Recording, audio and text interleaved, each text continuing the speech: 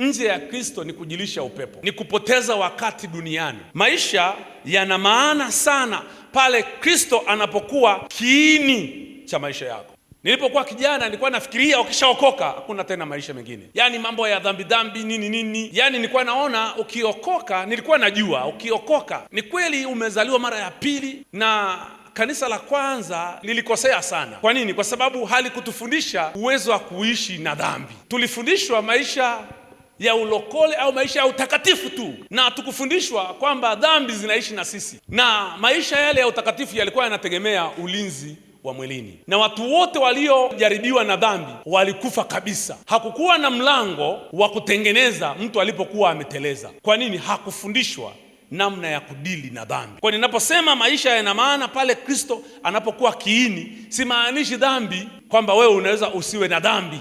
Na ninaposema dhambi sijui inamaanisha nini, lakini nataka kusema ni nini, kwamba hautakuwa na changamoto za maisha machafu. Dhambi inaishi na wewe. Wangapi wanajua asilimia kubwa ya maisha yetu tunayaishi kwenye ulimwengu wa dhambi kuliko ulimwengu mtakatifu?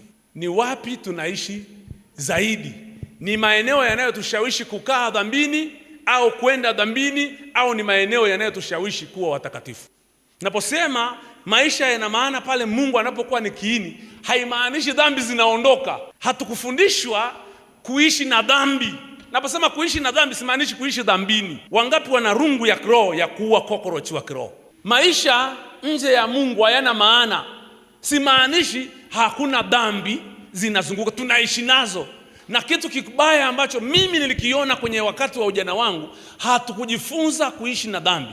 Kwa vijana wote waliopata kujaribiwa na dhambi, wengine hawakuwa vijana, wengine walikuwa ni watu wazima. Mtume Paulo anasema hivi, nami nawaletea naam, zaidi ya hayo na yahesabu mambo yote kuwa hasara kwa ajili ya uzuri usio na kiasi wa kumjua Kristo Yesu Bwana wangu, ambaye kwa ajili yake nimepata hasara ya mambo yote, nikiyahesabu kuwa kama mavi, ili nimpate Kristo. Sasa usipokuwa na msingi huu kwenye maisha yako yanaweza yakakosa maana sana. Watu wengi sana, naposema maisha bila Kristo ni bure, hayana maana, watu wengi huwa wananiambia, Bishop, unaturudisha kwenye injili ya zamani, wakati ulipokuwa unasema ninyang'anye vyote niachie nani? Yesu. Sasa na kweli tulikuwa tunaimba hivyo, kibaya tulimaanisha ninyime ugali, ninyime chakula, uniachie nani? Yesu. Ukweli hatupaswi kukaa hapo, tunapaswa kuanzia hapo. Ili maisha yako yawe bora na yaimarike, unapaswa kuanzia na Kristo. Yaani vitu vyote uvihesabu kuwa ni mavi, viwe ni hasara kwako, ili umpate Kristo. Kwa sababu kisha kumpata Kristo, anavifanya vile vitu ambavyo umevipoteza kuwa na maana. Maisha yana maana baada ya kumpata Kristo. Wewe nikwambie, mtu yule ambaye ana Mungu, ana mke, ana Mungu, ana Mungu, ana mke, kama yule ambaye ana mke bila Mungu. Mtu yule ambaye ana mpenzi, tunakwenda pamoja. Mpendwa aliyeokoka, mtu mwenye maisha na Mungu, mwenye 10,000, na mtu ambaye hana Mungu ana 10,000. Wote wana 10,000, lakini huyu mwenye 10,000 bila Mungu haina maana.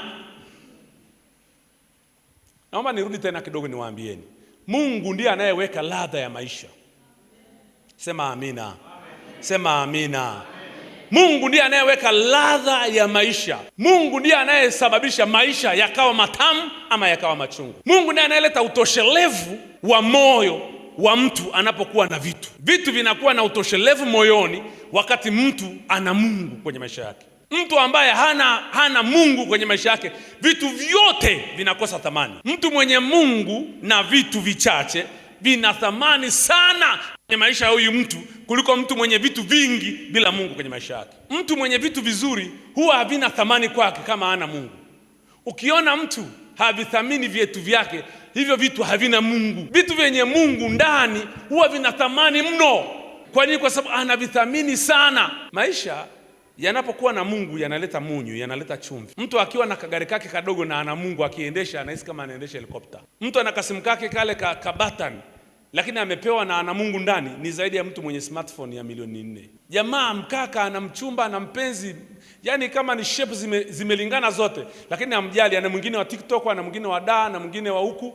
Ni hana Mungu, hata kaa tosheke. Kijana yote ambaye hajaokoka, hana Mungu ndani yake, asiwahi kudanganya anakupenda. Mtu yote ambaye hana Mungu huwa anatamani. Na mara nyingi watu huwa tunafananisha like na love. Anakulike ya kulove. Love inakupenda wewe, haipendi vitu vyako. Wewe dada mwenye nywele ndefu, unanisikia vizuri? Kwani hizo nywele ni za kwako? Sasa kama napenda nywele zako, sikupendi wewe. Mwingine anapenda tabasamu lako tu. Yaani mwingine ukicheka TV yeye anasikia vizuri. Lakini wakati haupo, utaenda naye kila mahali.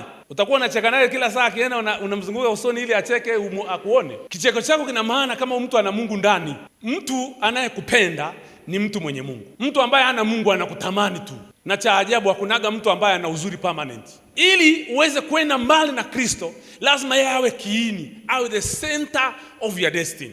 Yaani yeye ndiye awe yote katika yote. Ndio ile wa Korintho 1:15-28, ili Kristo awe yote katika yote. Haimaanishi, nikwambia sisi hatukufundishwa kuishi na kokorochi. Yaani Yesu anapokuwa yote katika yote, dhambi zinakosa maana. Dhambi zinakuwa za ovyo. Yaani mdada akija akijishaua unamuona wa ovyo kabisa. Mkaka akija hapo na maringo yake unamuona wa ovyo kabisa.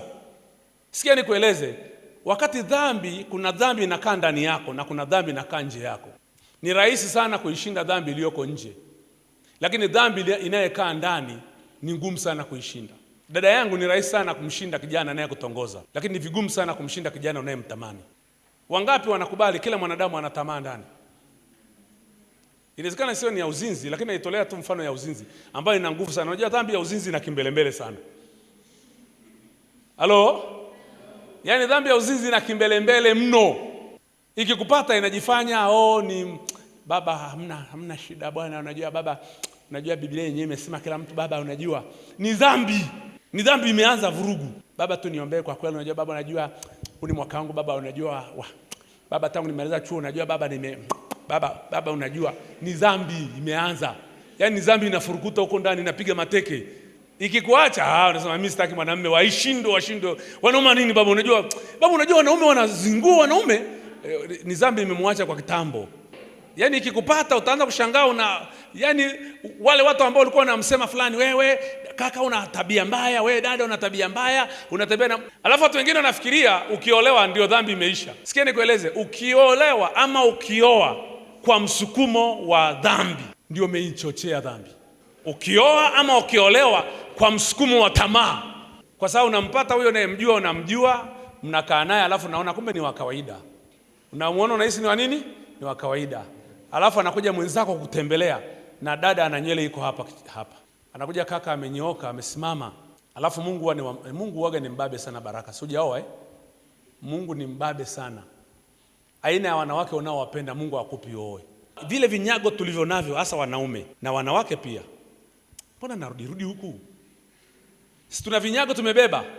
Aina ya vinyago tulivyochora haupati. Sasa kama wewe Moses haupo, wewe Frankie, mama mtumishi, mtumishi kama wewe. Yaani sasa kama wewe Baraka mtumishi kabisa. Alafu unataka kuoa kile kinyago ulichokichora huku ndani. Yesu anakuletea mama mtumishi anapua pana kama ya kihutu. Ambaye atatulia ndani. Au unaona kiunonyonga sijui mamisi Tanzania anawaachia mafundi mitambo kule.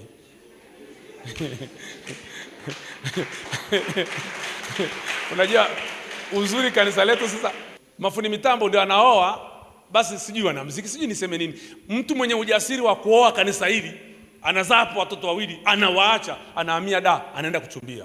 Sasa hao kiunonyonga Baraka mtumishi wa Mungu, waachie hao jamaa wenye huo uwezo. Wewe huo uwezo una. Yaani ukiwa na mchumba tu Tanzania nzima inajua kwamba Baraka bwana yuko kwenye mahusiano. Sasa hivyo vinyago ambavyo umechora hicho kikaragosi kitakuja kikutese Titus. Inawezekana unaona wadada hapa sema hawa na dada kutoka kule Makumira, sasa bwana sasa mimi nachukua degree yangu ya sheria. Of course wewe sikiliza, achana huyo. Ataolewa na jaji, achana naye huyo.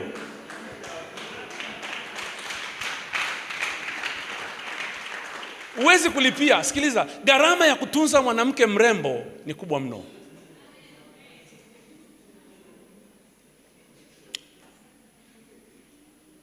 Sasa unajua wengine sana, sasa bishop umetudharau. Jamani, sijawadharau. Mwanamke unayemuona, nimesema kikaragosi ama unajua kikaragosi maana yake ni kakatuni umechora. Vijana wengi na waonaga tu, hata watoto wangu na Bright wanaweka kwenye status yao, wale wadada wa Kichina, wale warembo. Mtu ukimwona unajiuliza ni jini au sio jini. Gharama ya kumtunza ni kubwa sana, unless otherwise au anajielewa. Mdada mrembo anayemjua Mungu anaweza akaolewa na mtu yeyote. Nazungumza Kristo akipoteza kuwa maana, kuwa kiini cha maisha yako, vitu vyote vizuri vinakosa maana. Vinakuwa na temporary pleasure. Vinakuwa vitu tu vinavutia kwa muda fulani, na baada ya huo muda vinaisha maana yake.